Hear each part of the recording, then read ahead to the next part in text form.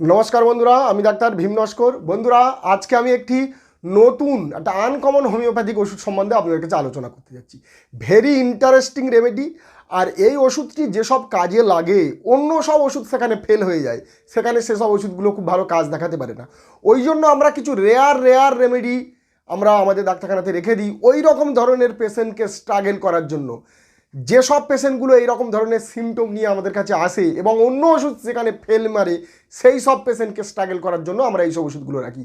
আর যার নাম হলো অ্যারানিয়ারাম সাইনেন্সিয়া, অর্থাৎ অ্যারানিয়া সাইনেন্সিয়া হোমিওপ্যাথিক মেডিসিন। এর আগে আমি আপনাদের কাছে আলোচনা করেছিলাম অ্যারানিয়া ডায়াডেমা হোমিওপ্যাথিক মেডিসিন। ওটা ছিল স্পাইডার রেমেডি। আর এটিও একটি স্পাইডার রেমেডি, অর্থাৎ গ্রে কালারের একটি মাকড়সা পাওয়া যায়, সেই মাকড়সা থেকেই হোমিওপ্যাথিক ওষুধটি তৈরি হয়, অর্থাৎ মাকড়সার ভেনম থেকে এই মেডিসিনটি তৈরি হয়, যার নাম অ্যারানিয়া সাইনেন্সিয়া হোমিওপ্যাথিক মেডিসিন। আজকাল দুনিয়াতে অটোইমিউন ডিজিজটা প্রচুর পরিমাণে বেড়ে যাচ্ছে। অটোইমিউন ডিজিজ বিভিন্ন প্রকারের হতে পারে, বিশেষত বাত রোগ এটি একটি অটোইমিউন ডিজিজ। বিশেষ প্রকারের একরকম বাত, রিউম্যাটিক বাত প্রচুর লোকের মধ্যে পাওয়া যাচ্ছে। পৃথিবীতে প্রচুর পরিমাণে এখন ছড়িয়ে গেছে এই রকম একটা বিচিত্র প্রকারের বাত রোগ। কম বেশি প্রতিটি মানুষের এখন ব্যথা যন্ত্রণা এরকম ধরনের চলে আসছে। আর বিশেষত কোভিড-19 পরে থেকে এই রোগটি আরও বেশি পরিমাণে ছড়িয়ে গিয়েছে সারা পৃথিবীতে। আর এর জন্য একটি বিখ্যাত হোমিওপ্যাথিক ওষুধ আছে, যার নাম হলো অ্যারানিয়া সাইনেন্সিয়া হোমিওপ্যাথিক মেডিসিন। অটোইমিউন ডিজিজ বিভিন্ন প্রকারের হতে পারে, আর তার মধ্যে হলো একটি রিটায়ার্স ডিজিজ, অর্থাৎ এই রিটায়ার্ড ডিজিজ এটি তিনটি রোগের একটি মিলিতকে বলা হয় আমরা রিটায়ার্ড ডিজিজ। যেমন দেখবেন, প্রথমত আপনার থাকবে কি না, জয়েন্টের মধ্যে পেইন। কোন জয়েন্ট? স্মল জয়েন্টে পেইন। এছাড়াও বড় জয়েন্টের মধ্যেও পেইন চলে আসে, অর্থাৎ হাতের কবজি, হাতের আঙুলের গাঁট, হাঁটু, তারপর কোমর, এগুলি একটা বিচিত্র প্রকারের একটা বাত চলে আসবে। একটা রিউম্যাটিক পেইন হবে সবসময়, তো যেটাকে বলা হয় আর্থ্রাইটিস আপনারা বলতে পারেন। তো এটি ফার্স্ট গেল আর্থ্রাইটিস, এবং এই আর্থ্রাইটিসের সাথে অনেকের থাকে ইউরেথ্রাইটিস, মানে প্রস্রাবের জ্বালা, ব্যথা যন্ত্রণা, প্রস্রাবের নালীতে ইনফেকশান।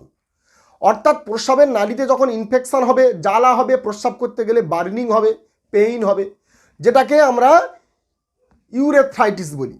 তাহলে আর্থ্রাইটিস 1 নম্বরে থাকবে, 2 নম্বরে তার সাথে থাকবে ইউরেথ্রাইটিস, 3 নম্বরে থাকবে কনজাংটিভাইটিস, অর্থাৎ চোখের মধ্যে রেডনেস, লাল ভাব, করকর করবে, জল পড়বে, লাল হয়ে থাকবে, ফুলে থাকবে, যেটাকে আমরা কনজাংটিভাইটিস বলে। এবং পিপুলের মধ্যে যদি চোখের মধ্যে যদি কোনো ইনফেকশন হয়ে যায়, ব্যথা যন্ত্রণা করে, যেটাকে ইউভেলাইটিস বলা হয়।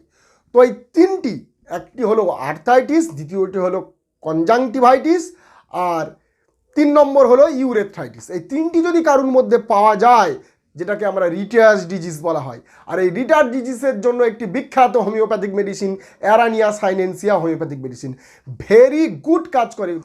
তো দেখবেন, এই আর্থ্রাইটিস অর্থাৎ ব্যথা যন্ত্রণা, জয়েন্টে স্টিফনেস একটা ব্যথা যন্ত্রণা থাকবে, গাঁটে একটা স্টিফনেস ব্যথা যন্ত্রণা থাকবে, সেটা কোমরেও থাকতে পারে, শোল্ডারে থাকতে পারে, হাঁটুতে থাকতে পারে।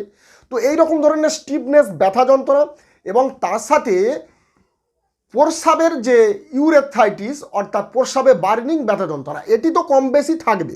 অর্থাৎ এটির সাথে সবথেকে বেশি পরিমাণে দেখা যায় কি, চোখের ইনফেকশান, অর্থাৎ জয়েন্ট পেইন এবং প্রস্রাবের জ্বালা যন্ত্রণা যতটা থাকে তার থেকে বেশি পরিমাণ রুগীর মধ্যে পাওয়া যায় চোখের মধ্যে ইনফেকশান।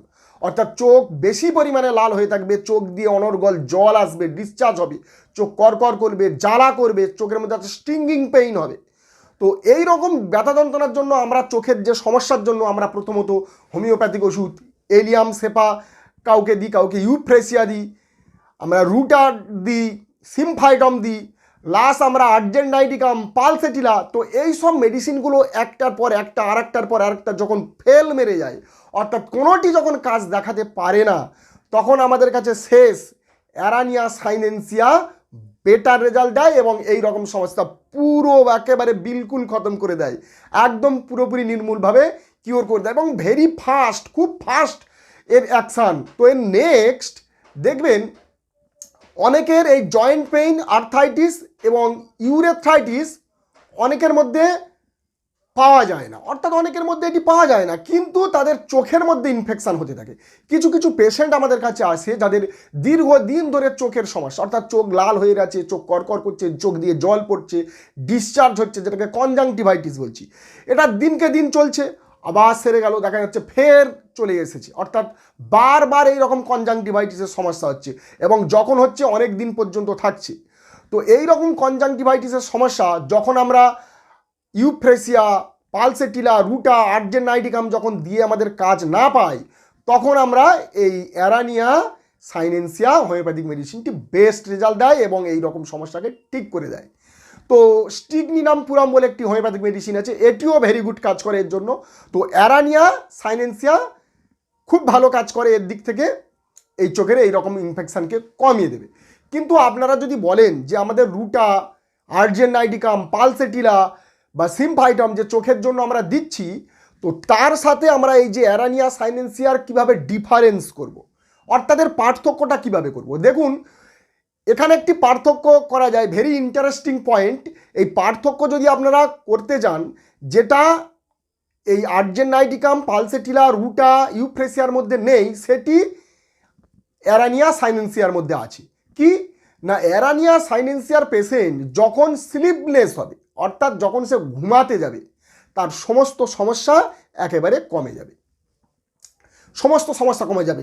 তার কম বেশি মাথার যন্ত্রণা হয় এই পেশেন্টের, যখন চোখের ইনফেকশানের সাথে দেখবেন হালকা তার মাথার যন্ত্রণাও থাকে। তো এই মাথার যন্ত্রণা এবং তার এই যে চোখের সমস্যা অনেকটা পরিমাণে কমে যাবে যখন সে ঘুমাতে যাবে। যদি পেশেন্ট এসে বলে যে ডাক্তারবাবু আমি ঘুমাতে গেলে, অর্থাৎ চোখ বুজে যখন আমি নিদ্রাতে যাব, ঘুমাবো, তখন আমার এই রকম ধরনের চোখের জ্বালা, করকরেনি হওয়া একেবারে কমে যায়, তো আমাদের সেক্ষেত্রে আমরা অ্যারানিয়া সাইনেন্সিয়া আমরা ডিফারেন্স করতে পারি এইভাবে, এবং দিলে এই ক্ষেত্রে ভেরি গুড রেজাল্ট দেবে, খুব তাড়াতাড়ি কমে দেবে। তো বন্ধুরা, এই পর্যন্ত যারা যারা আমার চ্যানেলে নতুন, অবশ্যই চ্যানেলটা সাবস্ক্রাইব করবেন, লাইক করবেন, বেল আইকনটি অবশ্যই প্রেস করবেন, যাতে এইরকম ধরনের ইনফরমেটিভ ভিডিও আমি সবার আগে আপনাদের মোবাইল পৌঁছে দিতে পারি। নমস্কার, ভালো থাকবেন।